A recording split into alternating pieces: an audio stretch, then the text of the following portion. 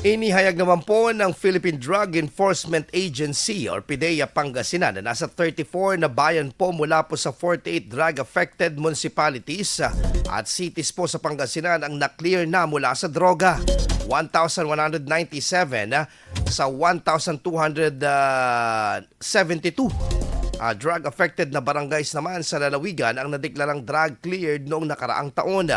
Inihayag po ni PDEA Pangasinan Director Richie Camacho na 6 na po na munisipalidad kabilang na ang Dasol, San Nicolas, Umingan, Manawag, San Jacinto at San Quintina ay nag-apply na para sa drug cleared status dahil sa kanilang mga barangay ay nadeklara na rin na drug cleared.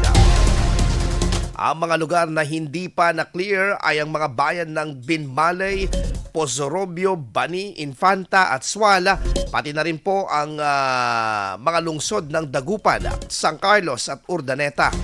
Nakumpiska ng ahensyang kabuang 17.6 million pesos na halaga ng shabu at marijuana noong ng 2024 at inaresto po ang nasa 51 na high value target sa lalawigan po noong nakaraang taon.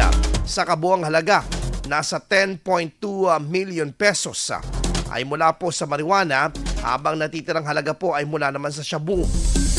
Samantala, mas paigtingin daw ng PDEA ang kanilang mga programa para sa kampanya kontra droga ngayong taon upang lalo pang mapalakas ang paglaban sa illegal na droga sa lalawigan ng Pangasinan. IFM News. IFM News. IFM News.